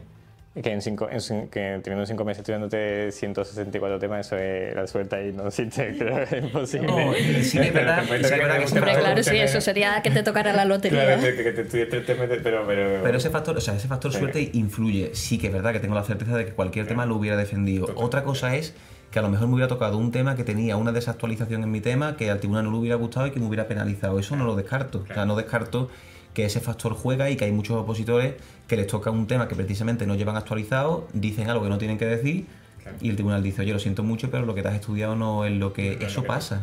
Entonces ese factor suerte también es importante. Que no quiere decir que eso está bien porque esa persona estaba capacitada para aprobar notaría, pero en ese momento tiene un fallo que es completamente comprensible, que no quiere decir que él no puede llegar a ser notario, simplemente que ha tenido un tema concreto que no... Que la suerte influye en esas cosas, también sí. Es lo que os he dicho, el descansar bien, el que no te pasa nada familiar. Yo en mi caso, una cosa que me pudo influir y que también estaba muy nervioso el día del segundo ejercicio, tan nervioso antes de entrar al examen, es que me pegué las 5 noches anteriores sin dormir nada, hasta el punto de que me llamó mi maestro y me dijo, Juan, ¿has dormido ya? 2 días antes del examen, y digo, es que no consigo dormir. Incluso el día del examen yo me examinaba por la mañana, que fue un viernes por la mañana, el 18 de octubre, y la noche del 17 al 18 me tomé 3 vasos de leche. 3 vasos de leche caliente, me tomé 3 tilas, me tomé también la melatonina que me tomaba siempre. Yo me tomaba siempre una melatonina para descansar bien y conciliar bien el sueño. Me ponía la almohada en la cabeza de 20.000 maneras, no conseguía dormir. Y yo creo que conseguí dormir ya a las 5:30 de la mañana porque ya me venció el sueño, porque yo vi las 5 de la mañana en el móvil. A las 5:30 porque me venció el sueño y hasta las 7 que me sonó ya otra vez la alarma. O sea, dormí 1 hora y media y yo tenía miedo a que no me respondiera la cabeza. Tenía miedo a que no me respondiera la cabeza. Entonces, por eso estaba tan nervioso, porque decía, es que no me va a responder el cerebro cuando me toquen los temas y tenga que... Y al final, por suerte, sí me al final se te dio bien y durmiendo nada. Sí. O sea, que... Por eso digo que si algún opositor sí tiene el momento este de que se va a examinar y ve que no ha dormido las noches antes y tiene la cosa de que no le va a responder la cabeza, que no se preocupe, que el instinto de supervivencia está ahí. Que el instinto de supervivencia no necesita descansar. Ese ahí vendrá la adrenalina. Exactamente, es la adrenalina. Exactamente. Así que... ¿Y el tercer ejercicio? Y el tercer ejercicio es completamente distinto. Es un caso práctico que ya ahí no estás en tu casa preparándolo, sino que sales de tu casa, y en mi caso fue durante 1 mes y medio, que iba prácticamente todos los días a la Academia de Sevilla y allí hacía muchos casos prácticos con compañeros. Y ese ejercicio es en el que peor lo pasé, ¿vale? Con mucha diferencia. ¿Por qué? Cuando ya llegas allí no eres tú solo en el pasillo con 2 o 3 opositores más que se van a examinar ese día, son los 45 opositores de tu tribunal, porque son 2 tribunales y tú coincides con tu tribunal. Los 45 no, los 45 son los que aprobamos, gracias a Dios. Claro. Son los 60 que nos vamos a examinar allí. Claro. Entonces, todos sabemos lo que nos jugamos. Se masca muchísima tensión en ese momento. El dictamen es un caso práctico en el que te exponen un caso real. No son preguntas de teoría de dime qué significa el concepto tal. No, es fulanito se casó con menganita y tuvieron 3 hijos y constituyeron una sociedad y pasaron 20.000 cosas que te cuentan durante 5 folios. Y tú tienes que ir desengranando todos los problemas que surgen ahí. Y tú tienes que concentrarte y mantener la tranquilidad y controlar la presión de que cada segundo cuenta. Entonces eso es muy complicado. Y yo sí sentí que a mí el dictamen me sobrepasó. O sea, me sobrepasó muchísimo porque sentí muchísima presión, sentí que no me salía, que no veía tanto los problemas como los veía a lo mejor los casos prácticos en la academia. Noté que me faltaba algo de madurez. Por eso, igual que saqué muy buena nota en los 2 primeros exámenes, en el tercero saqué peor nota porque me faltaron muchas cosas. Gracias a Dios me dio para aprobar y aquí estoy, evidentemente. Pero noté que me sobrepasó. Entonces, si hubiera suspendido ese dictamen y hubiera tenido que examinarme otra vez, hubiera tenido en cuenta que tenía que haber estado mucho más tranquilo, que tenía que haber empezado a escribir antes, que tardé mucho en empezar a escribir y a concentrarme, que tenía que haber empezado resolviendo los problemas más sencillos para quedarme tranquilo de que ya por lo menos había resuelto algo y que ya poco a poco iba sumando, pero recuerdo que me sobrepasó muchísimo.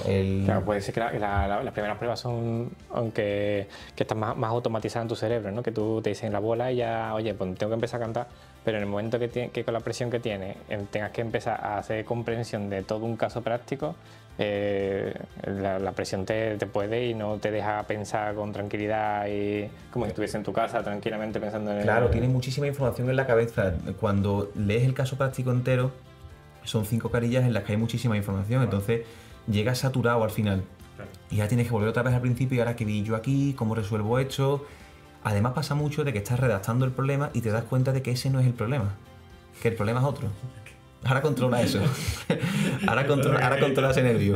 Porque el dictamen de notarías consiste en que tú tienes que ver cuál es el problema y argumentar una cosa o argumentar otra, porque en derecho en casi todo hay 2 posiciones. Entonces tú tienes que saber que hay esas 2 posiciones y defender con argumentos sólidos una posición y otra posición. Entonces cuando tú estás defendiendo una posición, porque yo solía utilizar la técnica de voy a defender primero la que voy a desechar y luego voy a defender con la que me voy a quedar, ¿vale? Para contrarrestar los argumentos del anterior y técnicamente pues queda más elegante. Pues cuando defendía la posición contraria que yo iba a desechar, me daba cuenta de la con la que estaba a favor. Entonces, claro, yo decía, entonces ahora ¿cómo le cambio el guión a esto? Entonces tenía que romper el folio y empezar por la que yo iba a apoyar, empezar a decirla como la que estaba yo en contra y defender notas que has perdido 5 minutos, notas que el tiempo corre y es mucha presión. Entonces ese ejercicio se pasa mal, se pasa realmente mal. Y mucha gente dice, no, el dictamen ya no es como los orales, que los orales... Al dictamen hay que tenerle muchísimo respeto, a los casos prácticos y a los ejercicios que son escritos hay que tenerle muchísimo respeto porque se pasa muy, muy mal también, muy, muy mal. Bueno, de todas maneras, a ver, lo pasaste mal, pero bueno, nos has comentado antes a micrófono cerrado que bueno, que quedaste el número 24 de tu promoción. Sí. O sea, que al final, bueno, el resultado ha sido bueno, ¿no? Sí, gracias a Dios me hizo media, como suelo decir, porque los 2 primeros ejercicios me salieron estupendamente bien y ya el tercero me bajó un poquito, pero fuimos 90 notarios, 91, fuimos 91 ese año.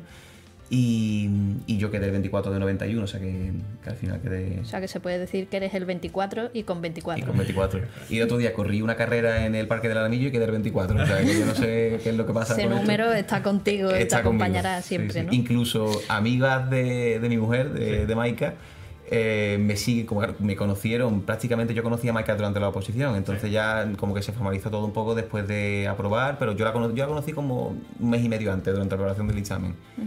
Y claro, sus amigas me conocieron con 24 años. Para ella sigo teniendo 24 años. O sea, y como además tengo tanta cara de niño, soy tan aniñado, que cuando me ven dicen, bueno, pero tu marido tiene 24 años, es muy joven. Y digo, no, ya tengo 27, o sea, ya voy. O sea, que los años van contando para todo el mundo. No me he congelado, no me he metido en formol con 24, sigo teniendo 24. Sí, sí. Fuera de cámara, que nos comentaba una anécdota que me ha gustado un montón, que es cuando... con el tema de fútbol, cuando que ibas al gimnasio y te mentalizabas con lo de conseguir el gol de... Lo que os he comentado antes. A mí una cosa que me enseñó el fútbol sala, gracias a Dios, que luego me sentí recompensado con el esfuerzo, es que si tú tienes ilusión por algo, es muy bonito imaginárselo. O sea, no hay que imaginarse las cosas como una presión de esto tiene que pasar, sino como esto puede pasar. Y hay que intentar mirar siempre lo más alto que se pueda. Y cuando yo jugaba al fútbol sala, como os he comentado, yo jugaba de portero y esa temporada jugábamos en Segunda División B y queríamos ascender a Segunda División. Y yo sabía que teníamos que ganar primero la Liga y después jugar unos playoffs. Entonces la Liga estaba un poco claro que la íbamos a ganar porque era muy superior nuestro nivel en comparación al resto, llevábamos muchos puntos de diferencia y ya la segunda vuelta la empezamos como muy por encima del segundo clasificado. Entonces íbamos a ir a los playoffs, casi seguro. Eso suena muy mal que lo diga, pero bueno, íbamos a ir seguro a los playoffs. Total, que yo cuando empieza la segunda vuelta, por enero o febrero, empiezo a ir todos los días al gimnasio con tal de tener una preparación extra de cara a los playoffs. También, otra cosa que no os he dicho antes, porque cogí unos kilos en Navidad y tenía que quitarme los kilos y aparte porque quería estar más preparado, pero era también por los kilos. Claro. Entonces empecé a ir todos los días al gimnasio con tal de eso, de prepararme de manera extra, y una cosa que a mí me hacía mucha ilusión era meter un gol. Como portero nunca había metido un gol. Claro, como profesional nunca había metido un gol. De pequeño sí metí un par de goles, pero no había metido nunca un gol como profesional. Y yo pensaba, digo, ¿te imaginas que ganamos, que ascendemos, pero que encima es con un gol que yo meto? Wow. Y yo lo hacía, o sea, lo pensaba mientras corría los últimos 20 minutos en la cinta. Yo hacía mis pesas, hacía todo y después hacía 20 minutos en la cinta corriendo para desfogar. Y en ese desfogue lo que me hacía correr era el pensar en algo bonito, en ilusionarme de que esto podía pasar. Y me imaginaba marcando el gol, celebrándolo por la banda, corriendo, tal. Eso desde enero hasta junio. Llega junio. Y cuando llega junio jugamos el partido, vamos ganando 4-3. Si nos meten un gol nos empata la eliminatoria. Vamos 4-3, falta un minuto, faltan 30 segundos. Y cuando chuta el otro equipo, yo bloco el balón. Y veo que la portería está vacía porque en fútbol sala también se juega con portero-jugador y el jugador se adelanta y juegan 5 contra 4. No hay portero. Entonces yo bloco el balón, tiro desde mi portería y meto gol.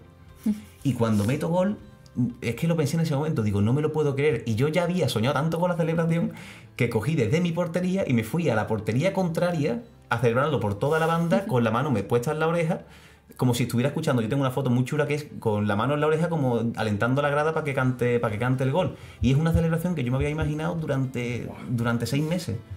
Y claro, cuando luego empecé a opositar, yo decía, joder, si esto ha pasado, que yo llevo 6 meses imaginándome algo imposible y ha pasado de verdad, ¿por qué no me voy a poner yo a imaginarme mientras voy al gimnasio opositando, me refiero?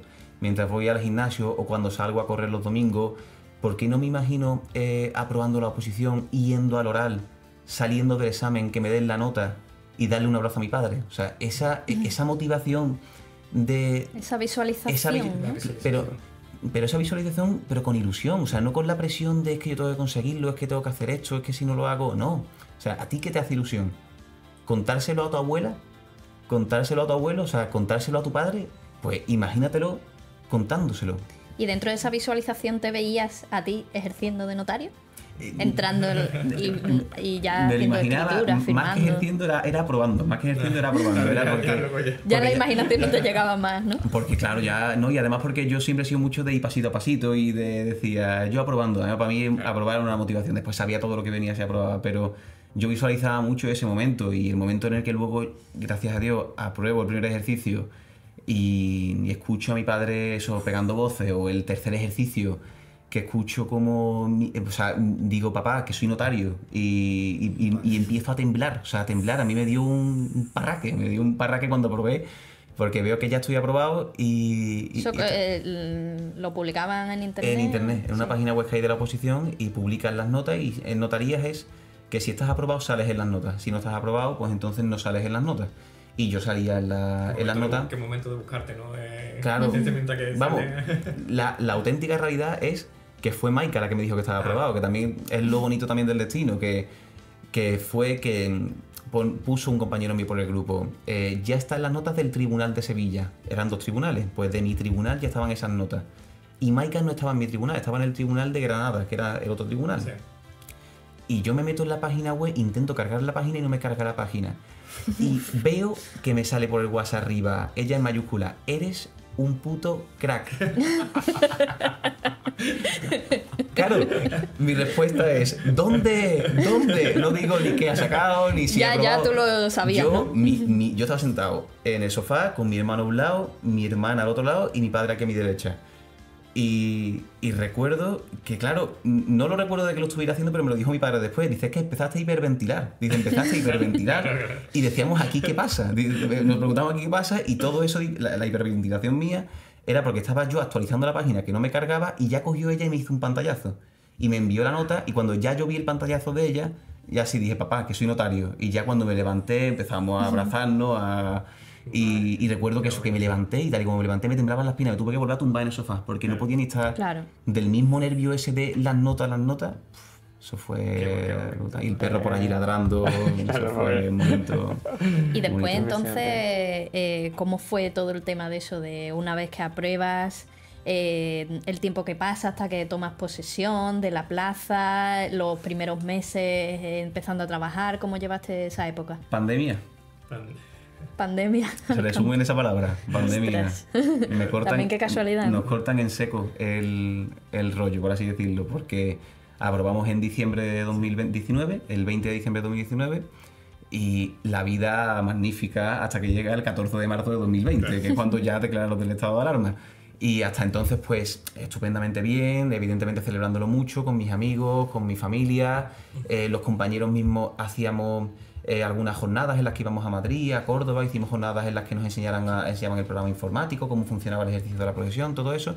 Pero cuando llegó la pandemia, lo paró absolutamente todo. Paró todo, incluso el concurso. O sea, el concurso de las plazas vacantes se tenía que haber publicado en torno a mayo, por ahí, pues se atrasó a julio.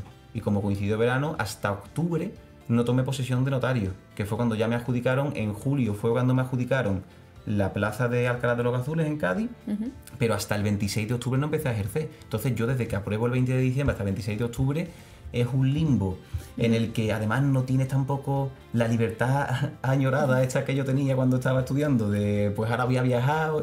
Nada, bueno, porque no sabías tampoco la fecha en la que ibas a tomar posesión, claro, tenías que estar disponible, sí. ¿no? No, yo lo digo porque como estaba el estado de alarma no podíamos viajar a ningún sitio. Claro, que aparte dice, ahora voy a aprovechar de viajar todo el tiempo que no he viajado y ahora tampoco puedo viajar y tienes que quedarte encerrado.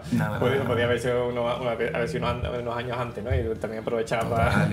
Y yo me veía, o sea, yo decía, otra vez en el cuarto, además el que le tuviera mucha tirria a su cuarto, en la pandemia ya lo volvió listo, porque decía, oye, yo que llevo todo el tiempo estudiando para salir de este cuarto y ahora llega el momento en el que apruebo y me vuelve a hacer a Pedro Sánchez, o digo Pedro Sánchez por decir que estaba alarma, pero me decía a Pedro Sánchez también en el cuarto y tú dices, ostras, tío, pero no te encerrarías a estudiar, ¿no? No, evidentemente no.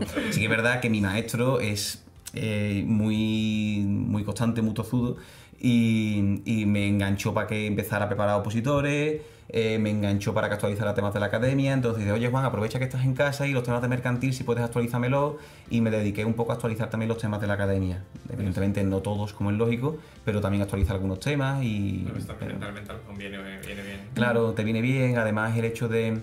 Las cosas se olvidan, o sea, por mucho que se haya opositado y que se tenga un temario acumulado en la cabeza, las cosas se van olvidando. Entonces sí que aprovechaba y mi padre, como os he dicho, ejerce de abogado.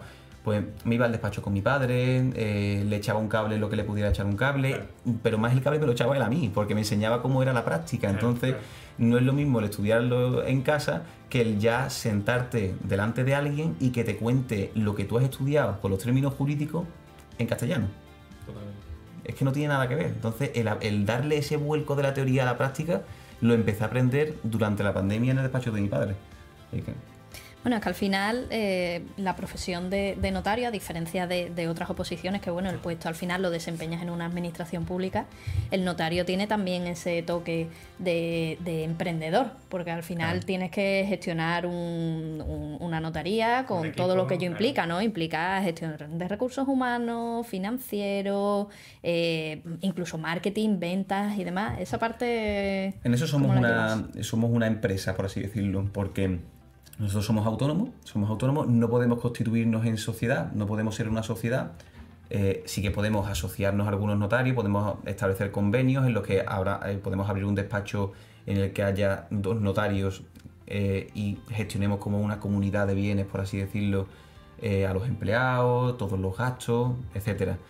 Pero bueno, el caso más sencillo y más particular, el que somos autónomos individuales, tenemos que alquilar el local, tenemos que contratar a nuestros empleados, tenemos que tenemos un gestor que le hace las nóminas o las hace el mismo notario. Lo normal es que las haga un gestor porque es el que entiende de derecho del trabajo, pero tenemos un gestor que hace las nóminas, que nos lleva a los seguros sociales de los empleados, todo el tema de recursos humanos, todos los gastos de el papel timbrado que se utiliza en los documentos notariales, las impresoras, las sillas, las mesas, los muebles, todo eso es un gasto nuestro.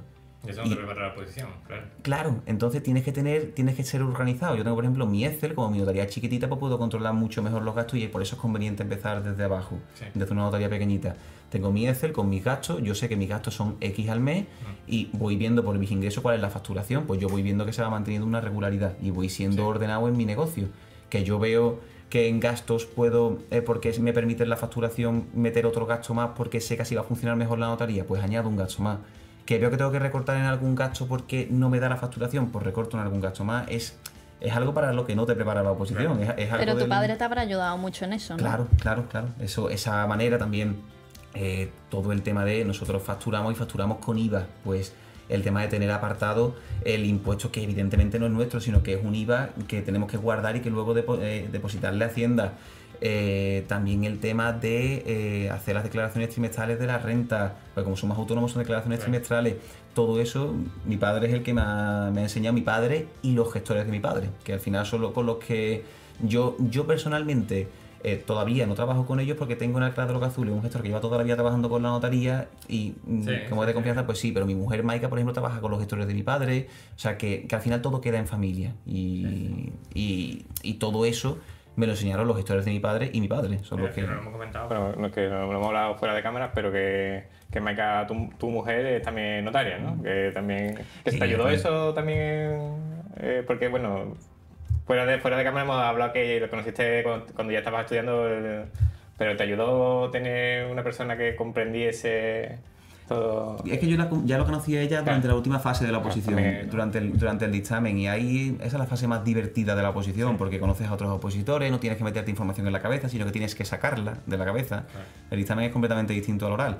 Entonces ahí pues es distinto, ni sí ni no, o sea, porque no experimentamos esa fase de apoyo mutuo en la que nos tuvimos que apoyar.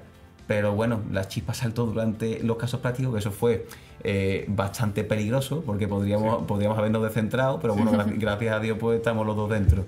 Pero bueno, salió bien y ya está. Y ahora para el trabajo sí que es un apoyo, porque claro, cualquier duda que tenemos nos apoyamos mutuamente, tanto para temas jurídicos como para temas de lo que hemos estado hablando antes, de la gestión de la empresa. Cualquier duda que tengamos los dos, nos ayudamos mutuamente. ¿Te dijeron algo tus padres de te va a echar novia ahora, que no es el momento?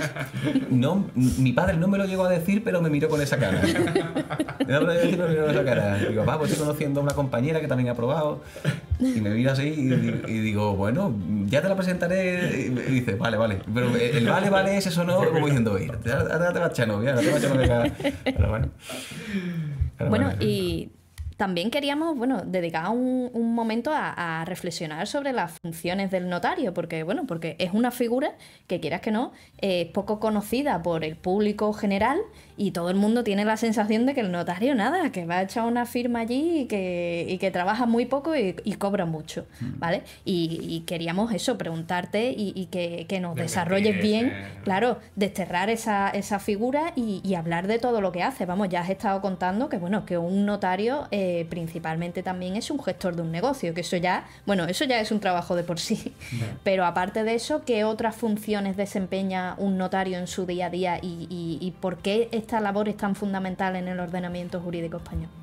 Porque los notarios, siempre se piensa lo que tú has dicho, de que el notario llega, le preparan un documento, el cual le lee a los que vienen a firmar, firma y ya está, y se desentiende.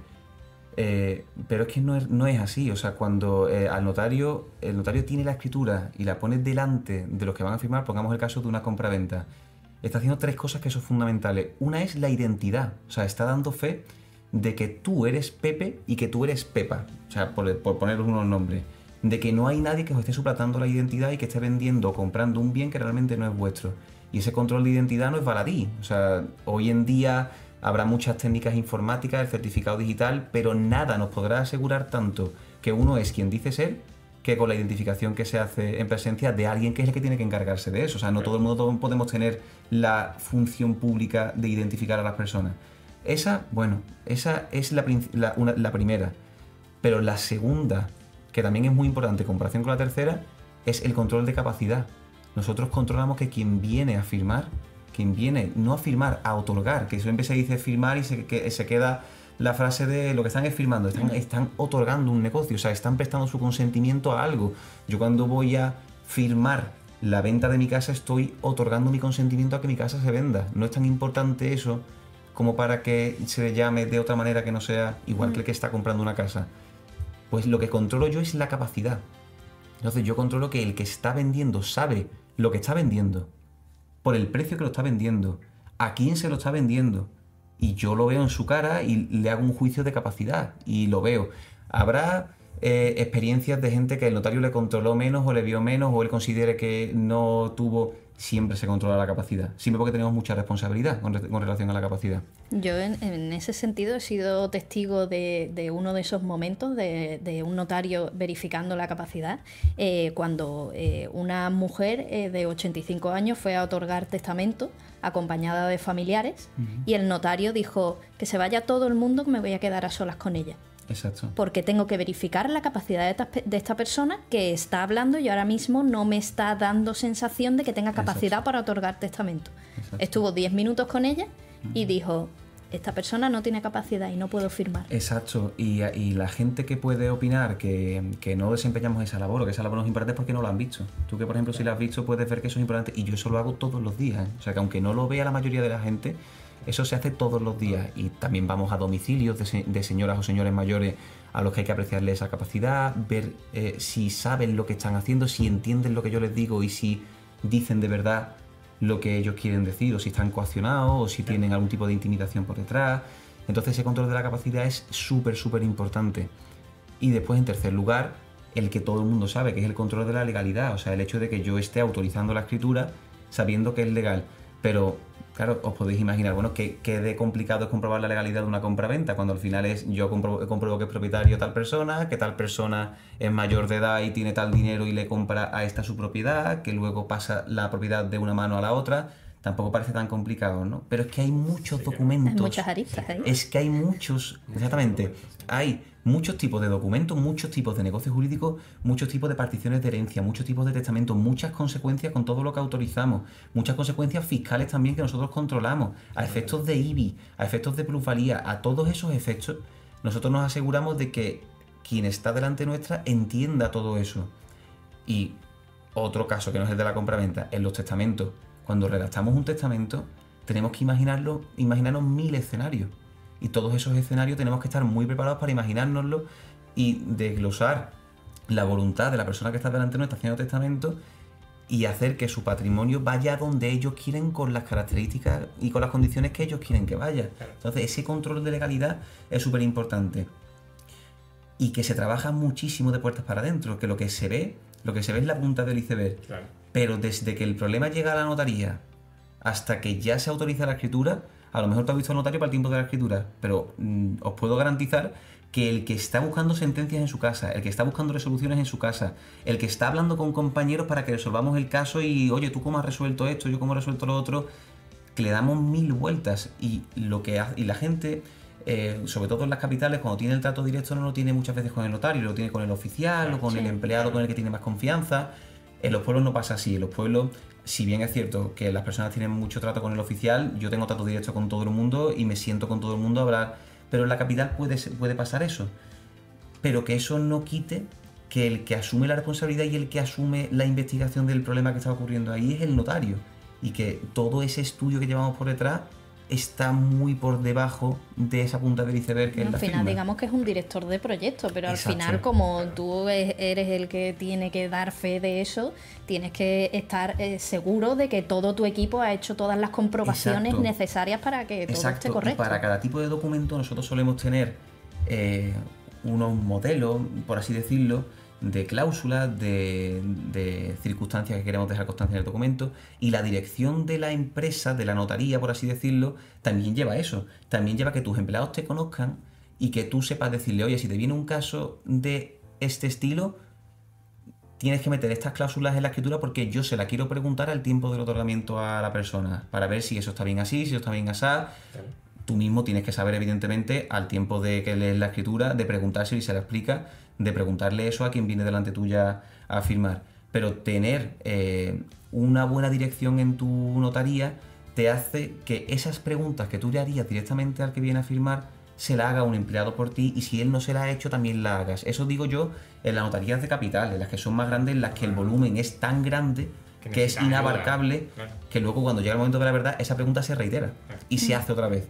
Pero si ya se ha hecho antes, pues ya está en la escritura, no hay que modificarla, ya está preparada. Entonces, ¿Has tenido algún caso así en plan anecdótico de una cosa Bueno, compleja? hace de compleja, O sea, no compleja compleja, muchas, complejas todos los días, Claro, complejas de clarísima. todas estas operaciones que son de rectificar los metros que tiene una finca, una parcela, por ejemplo, en el campo, rectificar los metros que hay en el registro para ponerlos como lo están en la realidad. O sea, si una finca dice el registro que mide 1000 metros, pero mide realmente 1500, todos esos expedientes son muy complicados, son muy lentos, entonces eso sí. Y después, de lo que yo le digo a mis empleados, en concreto a mi oficial, digo, pregúntele esto, esto y esto para ponerlo en la escritura antes de imprimirla y que yo ya luego lo corrobore cuando se la leo. Una cosa, por ejemplo, es el estado civil, o sea, si está soltero o está casado. Y en este caso era una señora que compraba y que me aparece a mí en la escritura como que estaba soltera. Y ahora nos han cambiado el sistema informático a todas las notarías de España y es un poco más complicado, por lo menos ahora, ya nos acostumbraremos, cambiar todas esas cosas que queremos subsanar y ponerlas bien en la escritura. Y en la escritura de compra-venta eran 4 vendedores y la compradora. De los 4 vendedores, todos los domicilios estaban mal. Eso para empezar. Entonces ya sabía yo que tenía que ponerme a modificar, que es muy complicado, todas esas cosas en el ordenador. Y yo decía, madre mía, ahora verás tú los 4 vendedores, cambiarle el domicilio a todos. Bueno, vale, perfecto, no pasa absolutamente nada. Se cambia y se cambia el domicilio. Y llego a la compradora y pone en la compradora estado civil, soltera. Y me dice, no, si yo estoy casada. Y digo yo, ¿casada? ¿Con quién? Y claro, sonó como si yo estuviera celoso. Sonó como despechado. Digo, ¿casada con quién? ¿Y en qué régimen económico? Yo le hice como 3 preguntas seguidas muy rápidas. Y claro, me di cuenta y digo, discúlpeme. Y le expliqué todo lo que os he explicado, de que el sistema informático, de que es complicado. Digo, a ver, la importancia porque usted está comprando y si está casada en Andalucía, el régimen es de gananciales, entonces el bien que compra es para el matrimonio. Y tengo que poner el régimen de su matrimonio y tengo que poner cómo se llama su marido para que también rece la escritura. Pero yo cuando le dije, ¿casada? ¿Con quién? Solo como muy raro, un poco raro. Eso fue hace 3 días. Qué bueno. Bueno, y ahora que ya pues has conseguido tu sueño de ser notario y estás ejerciendo ahí en Alcalá de los Gazules, bueno, ¿qué planes tienes para el futuro? ¿Te ves manteniendo tu plaza allí en Alcalá? ¿Piensas compaginar, bueno, ya lo haces, ¿no? ¿Compaginar la notaría con dar clase o piensas hacer alguna otra actividad? ¿Volverás al fútbol? A nivel profesional, yo estoy muy feliz, evidentemente, en Alcalá de los Gazules y es una notaría de entrada, o sea, una notaría pequeñita para empezar y para empezar a trabajar, que se trabaja muy bien. Digo muy bien en el sentido de que es muy tranquilo. Mi objetivo, ¿cuál es? Pues cuando vayan saliendo plazas vacantes más cerca de Sevilla, pues ir solicitándolas, pero eso va por antigüedad. Entonces, en función de la antigüedad, pues me darán la plaza que yo pida o me tendré que esperar un poquito más. Entonces, mi intención es ir acercándome. También estoy preparando unas oposiciones que se llaman oposiciones entre notarios, que eso me lo inculcó mi maestro, que son oposiciones que preparamos en Madrid entre un grupo de 35 notarios de España, que si se aprueban esas oposiciones, si consigo aprobar esas oposiciones, pues me darían una antigüedad extra. Depende de la nota que sacara, pues me darían entre 5 y 20 años de antigüedad. Serían 5, 10, 15 o 20. Eso si las aprobara y se me da bien. Y eso pues lo tengo también ahí. Y te ayuda también a seguir actualizado y a seguir estudiando. Y a nivel profesional, pues seguir acercándome o bien por la vía de la antigüedad pura o por la vía de las oposiciones entre notarios. Y a nivel académico, me encanta la Academia de Opositores de Notaría, me encanta, o sea, eso es una pasión que no sé de qué me vendrá, si de que mis abuelos eran maestros casi todos, mi abuela Concha, mi bisabuelo José Varela, que hay un colegio en Dos Hermanas que se llama José Varela, y Enrique Díaz Ferrera, que también es bisabuelo mío, que también hay un colegio en Dos Hermanas que se llama así, o sea, que mi familia es familia de maestros. Y entonces la vocación por enseñar a los opositores o el intentar hacerle el clic en la cabeza de esto es así y visualízalo porque esto funciona así, eso me gusta mucho. Entonces a mí la preparación de los opositores me encanta y siempre seguiré preparando opositores en la academia. Y en la universidad pues también me encantaría dar clases, ya colaboro de vez en cuando yendo a dar alguna clase a cuarto de Derecho o al máster de Abogacía, he dado alguna clase y el día de mañana sí que me encantaría ser, por ejemplo, profesor asociado de la universidad y tener un grupo en la universidad, también cuando esté más cerca de Sevilla y tenga más tiempo para no coger tanto coche y estar más cerca de Sevilla, pero eso me encantaría, pero por lo mismo que para la preparación de los opositores, por la vocación de que me encanta dar clase. Y a nivel deportivo, yo salgo a correr y estoy encantado saliendo a correr, corro 4 días a la semana y yo ya no me muevo de ahí nada más, porque la única vez que he vuelto a jugar al fútbol sala no ha sido de portero, sino que ha sido de jugador, que es con mi grupo de amigos, que jugamos en la liga de aquí de Dos Hermanas. y en mayo del año pasado me partí el cúbito y el radio jugando al fútbol sala porque me caí de una mala manera y digo, mira, ya no me la juego más porque voy a otras velocidades, porque yo soy muy competitivo, no sé controlar. Entonces eso fue por ir demasiado rápido, pegué un salto sin querer y me rompí el brazo. Y yo ya de deporte, me encanta hacer deporte, lo hago de eso, 4 días a la semana que salí a correr y ya con eso voy sobrado. Estupendo.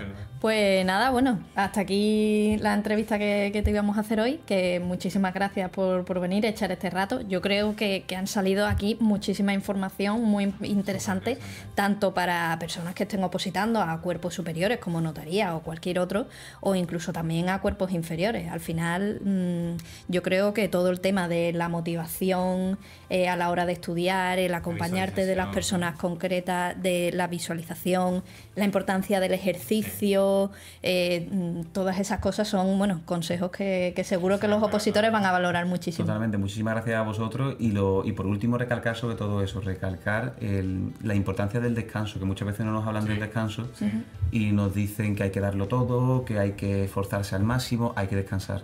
O sea, cuando me tuve que meter los 165 temas en 5 meses en la cabeza, lo primero que pensé es, ahora tengo que estudiar más lento. Eso es lo de vísteme despacio que tengo prisa. Pues yo ralenticé mi manera de estudiar. Yo estudiaba en voz alta, entonces recitaba mucho la materia, pero estudié más lento porque al cerebro no hay que saturarlo. No hay que saturarlo, no hay que creerse que por estar más machacón o estar más, la información va a entrar antes. No, la información entra cuando tiene que entrar y mientras más relajado estés y más concentrado estés, mejor va a entrar. Y sobre todo el descanso, el priorizar mucho el descanso. Y como consejo particular para los que tengan una oposición de cantar, que se graben, que se escuchen, que se graben, que canten un tema y que se graben y que se escuchen y que luego lo vuelvan a cantar. Y verá que van a notar la diferencia a la hora de la dicción y vocalizar todo lo que están diciendo. Porque muchas veces creemos que se nos entiende lo que estamos diciendo o que creemos que somos ordenados a la hora de explicar y no somos ni ordenados ni se nos entiende. Entonces eso también es muy importante. Y nada, os agradezco muchísimo a vosotros vuestro tiempo y la labor que hacéis por los opositores, que estas cosas, como os he comentado antes, no las había cuando yo empecé a opositar, que eso que suena que parece que hace fue ya muchísimo tiempo. Entonces, nada, lo cual denota que han cambiado muchísimo las cosas desde que empecé a opositar y estas cosas ayudan muchísimo a los opositores para que en nuestros ratos libres veamos otras experiencias. Gracias a ti por estar aquí y creo que, como ha dicho Cristina, nos ha aportado unos puntos que van a venir muy bien a los opositores seguro. Muchas gracias. Estupendo. Hasta luego. Bueno, pues a continuación vamos a pasar a resolver las dudas que los opositores nos habéis ido pasando a través de diferentes canales, por redes sociales, por correo electrónico, y para eso tenemos con nosotros a Pilar. Bienvenida. Muchas gracias, Cristina, como siempre. Buenas. Mira, pues a ver, hoy tenemos 3 preguntas, entonces vamos a empezar con la primera, que es de Marta. Bueno, Marta nos cuenta que tiene la titulación de ESO y tiene también un círculo formativo de grado medio y quiere saber si se puede presentar administrativo del Estado, porque ella dice que tiene entendido que el grado medio que ella tiene equivale a la ESO. Vale, pues muy bien. La verdad es que me gusta mucho que se plantee esta pregunta porque nosotros cuando asesoramos a personas que se plantean opositar, muchas veces vienen con esta información errónea de que no, es que mi FP de grado medio equivale, o me han dicho que equivale a la ESO. Y esto es muy importante que lo tengamos muy claro. Un título de técnico, siempre que sea un título oficial obviamente, a efectos laborales, es decir, para opositar, tiene la equivalencia del título de bachiller, ¿vale? Entonces, si tienes un FP de grado medio o un FP de grado superior, equivale al título de bachillerato. Entonces, en el caso administrativo del Estado, como uno de los requisitos en cuanto a titulación académica es tener el de bachiller, pues sí que podrías presentarte. Esto viene recogido en una orden, así que si es tu caso, no dudes en contactar con nosotros, que nuestras asesoras van a poder especificarte dónde viene recogido y van a poder incluso ayudarte a elegir cuál es la mejor oposición para ti. Vale, estupendo. Bueno, pues espero que haya quedado clara esta confusión. Y bueno, vamos con la siguiente, que es de Carmen. Bueno, Carmen nos cuenta que actualmente está desempleada y quiere saber si estaría exenta de pagar la tasa del examen de oposiciones cuando se inscriba. Claro, sí.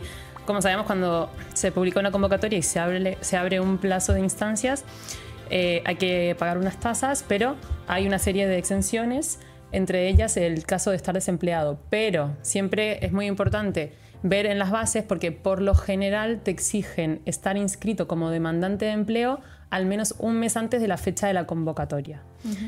Y también hay que seguir leyendo, porque te dice, y aparte no debes haber rechazado ofertas de empleo ni cursos formativos.